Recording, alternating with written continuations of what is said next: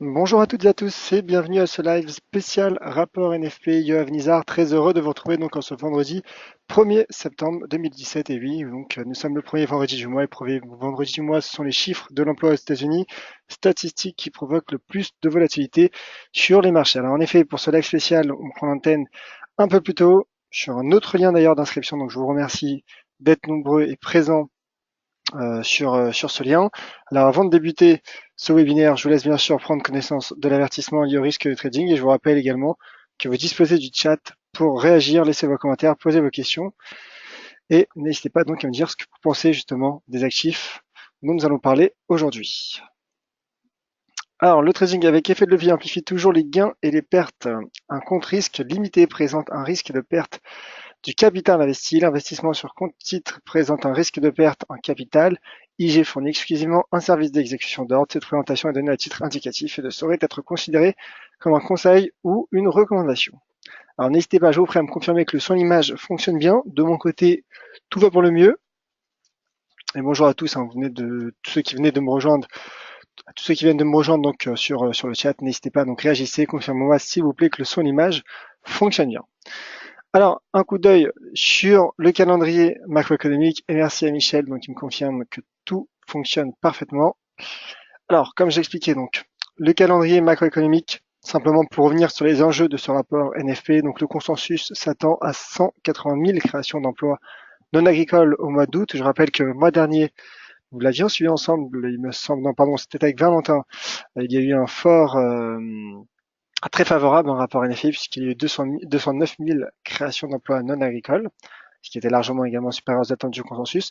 Alors on peut s'attendre également à un bon rapport NFP, à un chiffre supérieur à celui qu'anticipe le consensus. Pourquoi? Car tout simplement mercredi, il y a une statistique qui est généralement, qui est souvent du moins corrélée au résultat du rapport NFP et il s'agit de l'enquête ADP puisque le marché, en effet, le consensus, pardon, attendait 185 000 créations d'emplois dans le marché, dans le secteur privé aux États-Unis. Il y a eu 237 000 créations d'emplois dans ce secteur privé. L'enquête ADP compte pour environ une vingtaine de pourcents du rapport en effet. Donc en effet, on peut s'attendre donc à un très bon rapport NFP.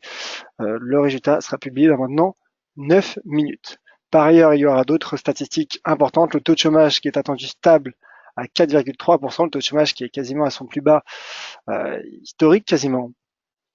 Et bien sûr, les autres statistiques qui suivront et qui auront également toute leur importance, liées notamment à l'évolution salariale, en vue justement, qui joue justement sur le taux, l'évolution de l'inflation aux États-Unis. À 16 heures, il y aura l'indice manufacturier selon l'agence ISM, qui s'attend donc à une activité manufacturière stable en mois d'août aux États-Unis. Et enfin, à 19 heures, il y aura une statistique hebdomadaire, le rapport de l'agence pétrolière Baker Hughes. Cela, en effet, impactera le cours du pétrole. Voilà donc pour le calendrier macroéconomique. Alors avant de passer au graphique, je vous rappelle que la semaine prochaine, il y aura une semaine importante, très importante sur les marchés, avec notamment l'intervention de la BCE de Mario Draghi jeudi prochain. Il y aura bien sûr un live spécial. Je vous invite à vous inscrire. Donc, je transférerai le lien sur les réseaux sociaux, sur Twitter notamment. Donc n'hésitez pas à nous rejoindre. Et bien sûr, je vous rappelle que vous pouvez me retrouver chaque mardi, jeudi et vendredi à 14h30 sur le lien que je vais vous transmettre sur le chat dans un instant. Alors en effet, on s'attend à un statu quo, le marché s'attend à un statu quo de la BCE jeudi prochain, mais en revanche, le marché analysera le ton qu'emploiera Mario Draghi. Je rappelle que Mario Draghi a eu un ton plutôt optimiste la semaine dernière, vendredi passé, à Jackson Hole.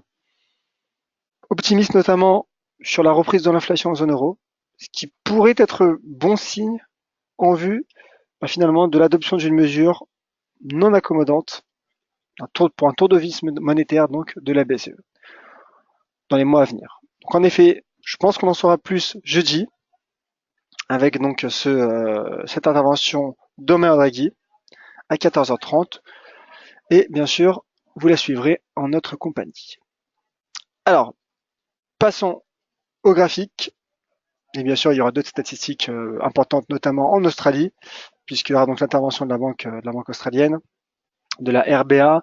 Il y aura également l'intervention de la Banque du Canada mercredi, et il y aura des statistiques de premier rang aux États-Unis avec l'indice non manufacturier PMI, selon l'agence ISM, et on finira la semaine ensemble pour suivre le NFP canadien, les chiffres de l'emploi au Canada vendredi prochain à 14h30. Alors le lien arrive dans un instant et passons en attendant au graphique. Un graphique de l'euro-dollar. Donc en effet, l'euro-dollar qui après avoir subi cette semaine le rebond du dollar suite justement au bon résultat de l'enquête ADP, au bon du taux de croissance du PIB donc aux États-Unis le trimestre précédent. Le dollar a rebondi, mais l'euro reste bien orienté face au dollar américain.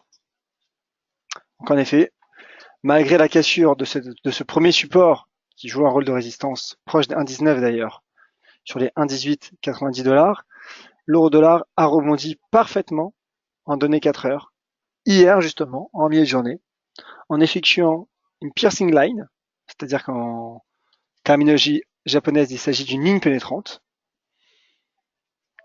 sur un niveau de support à 1,1825.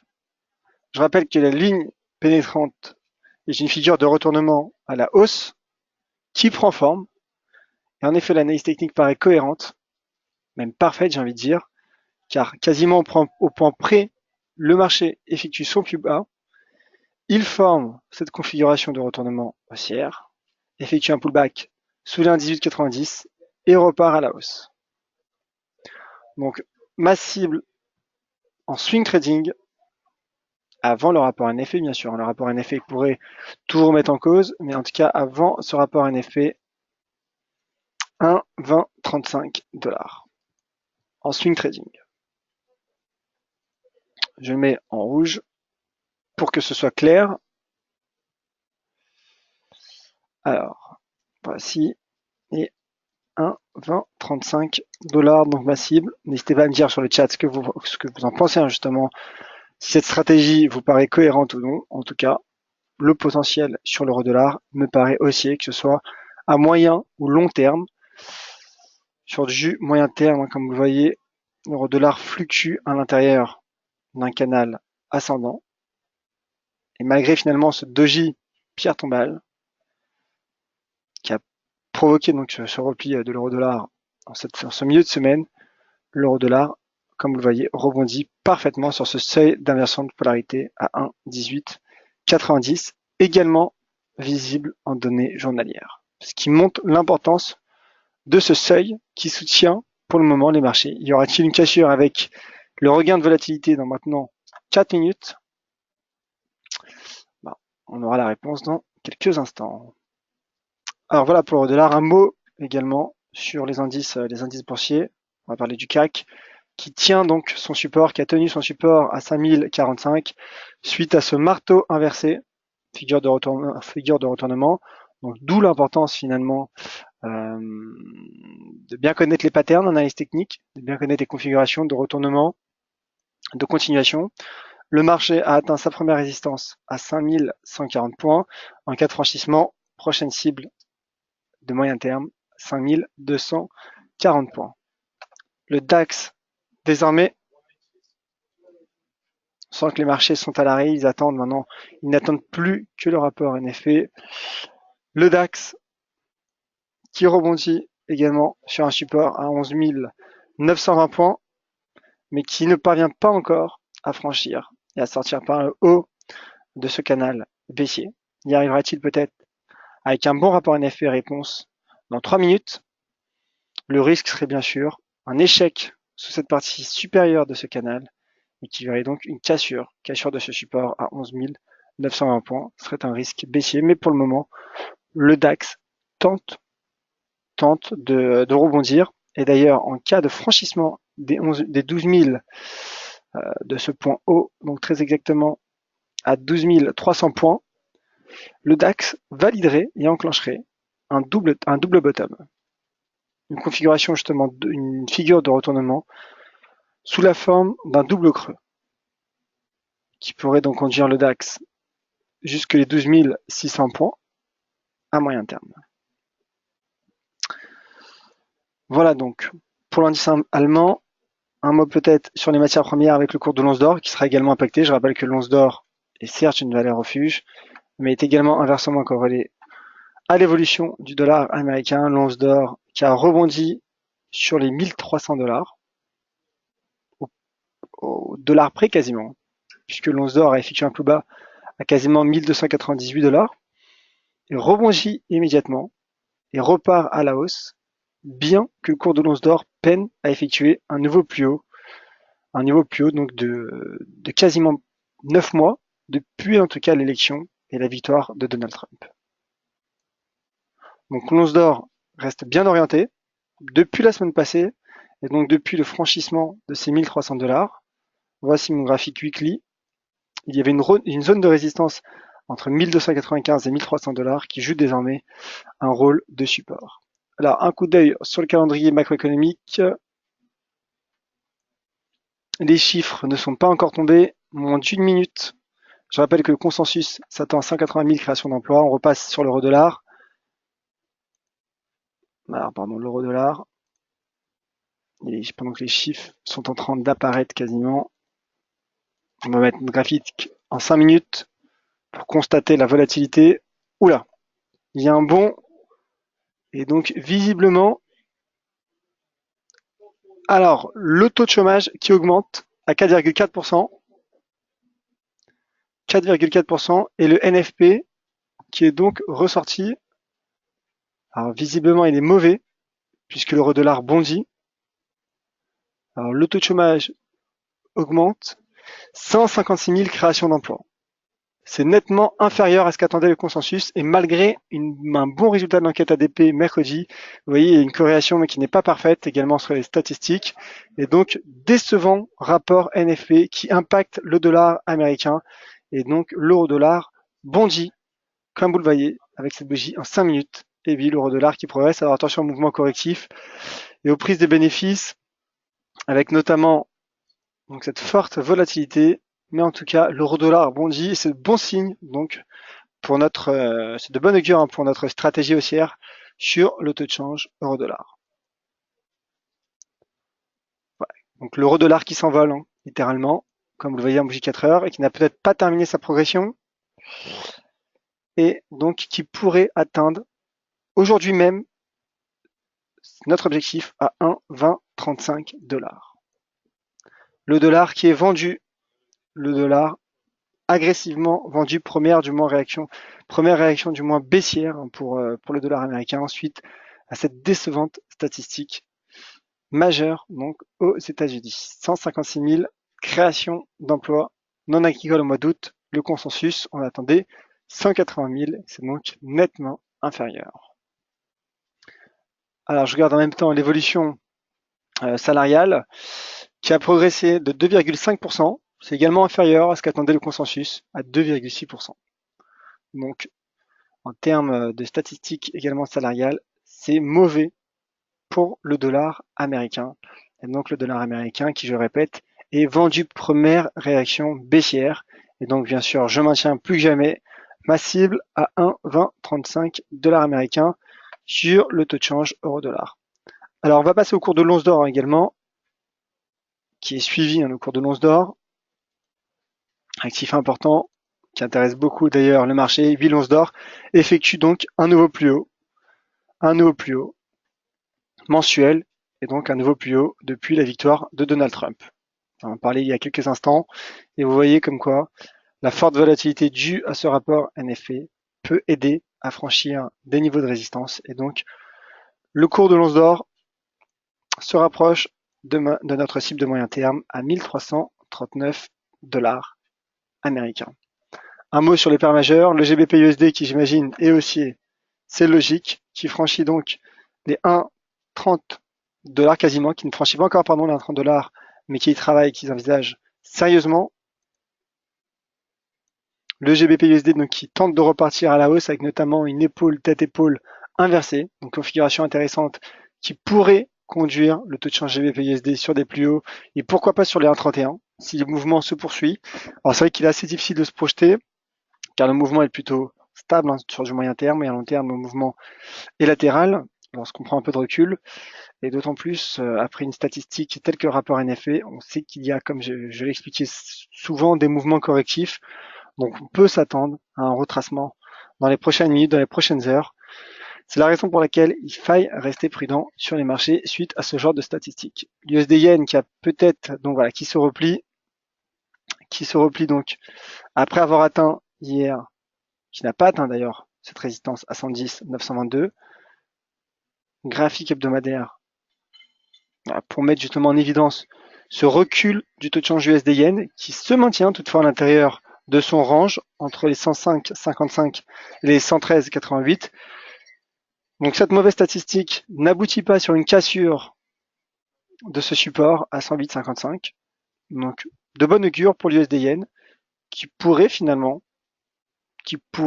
reprendre sa marche en avant dans les prochaines séances pour se rapprocher des 110,92 qui est donc ma cible à court terme et cette cible serait invalidée en cas des 108,55. L'USD-CAD, on me demande justement, Michel me demande sur le chat, j'y arrive tout de suite sur l'USD-CAD, lui qui casse. l'USD-CAD qui casse les 1,2495.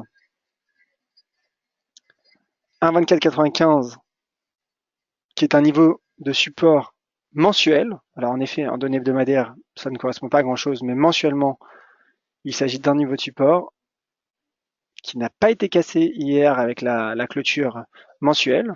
Bien au contraire, le marché a clôturé le mois sur une bougie sous la forme d'un doji en pierre tombale, qui est une bougie de retournement. Doji sur support mensuel donne un potentiel haussier, pour le moment qui n'a pas lieu, mais nous sommes que le premier du mois. Donc on fera le bilan et les comptes en fin du mois, mais je ne serai pas surpris que dans un mois, donc que lors de la clôture de la bougie du mois de septembre, le marché progresse. Alors bien sûr, ce scénario serait invalidé en cas de cassure les 1,2495. Pour le moment, c'est le cas. Et le marché qui casse également son niveau de support journalier à 1,2432 $ canadiens. D'ailleurs, le pétrole qui tente un rebond également, qui soutient le dollar canadien. Et donc le taux de change USD-CAD qui est sous pression. Mais en effet, il s'agit d'un moment volatile. Le support n'est pas encore cassé, la bougie n'est pas encore clôturée. Voilà donc pour les paires majeures. Un mot sur la IDUSD qui tente de sortir par le haut de ce triangle aux allures de fanion. Donc je maintiens mon objectif haussier pour viser 0,8065. Pour le moment, l'analyse fondamentale et rapport NFP soutient cette stratégie, bien que le marché ne soit pas encore sorti complètement de ce fanion. Je maintiens tout de même ma cible à 0,8065 $ américains. Un mot sur Bitcoin.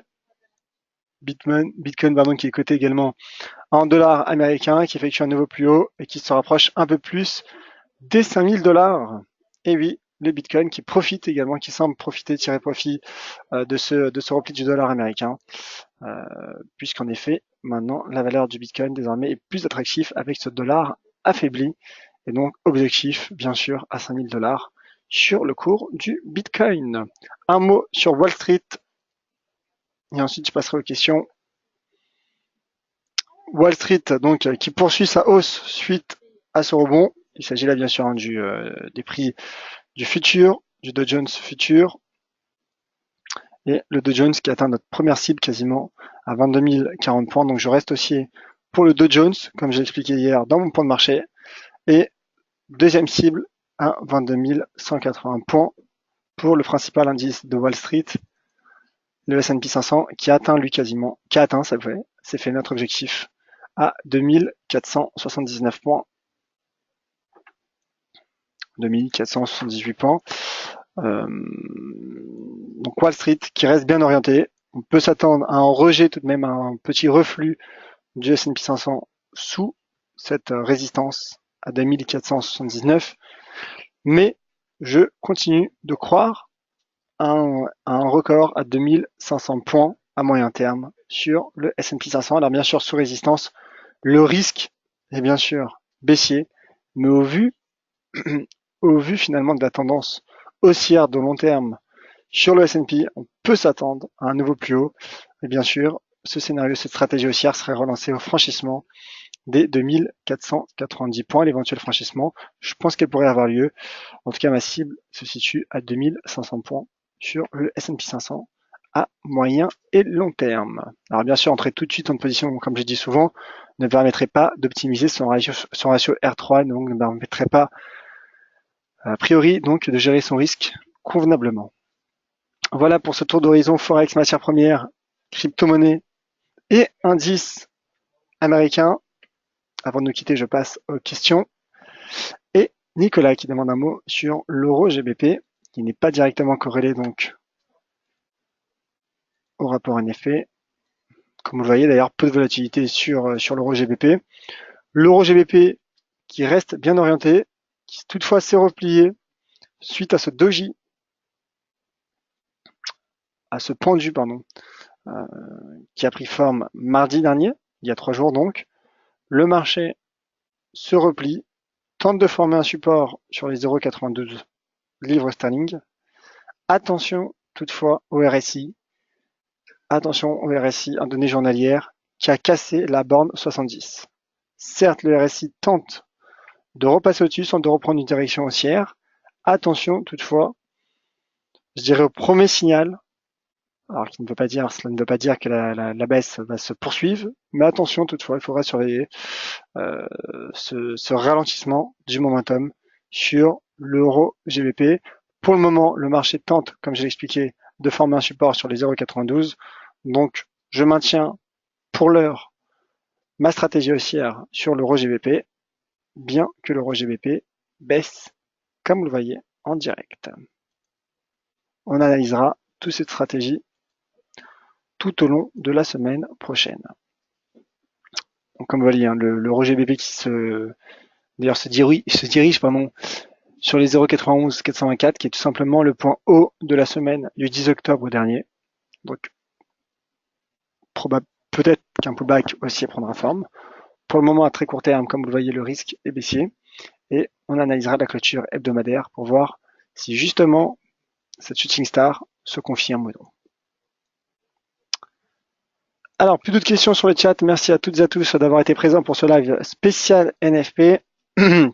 Si d'autres questions vous viennent à l'esprit, n'hésitez pas donc à me les poser sur Twitter, @yoavnizar. N'hésitez pas à réagir. Je vous attends donc nombreux mardi à 14h30 pour mon point de marché régulier, donc à retrouver tous les mardis, jeudis et vendredis. Je rappelle donc que jeudi prochain, il y aura un live spécial BCE. Vous pouvez retrouver tous les liens d'inscription sur le site dailyfix.com/français dans la rubrique calendrier et séminaire en ligne. Merci à toutes et à tous. Très bon week-end, soyez prudents suite à ce mauvais rapport NFP. Donc je le rappelle, donc le taux de chômage aux États-Unis a augmenté au mois d'août à 4,4%, alors que le consensus s'attendait à un taux de chômage stable à 4,3%. Et le rapport NFP indique donc 156 000 créations d'emplois non agricoles au mois d'août aux États-Unis, alors que le consensus tablait sur 180 000. C'est donc inférieur aux attentes des analystes. Et donc le dollar américain est vendu suite à cette statistique, en tout cas en première réaction. Prudence au mouvement correctif qui pourrait avoir lieu dans les prochaines heures. Merci à toutes et à tous.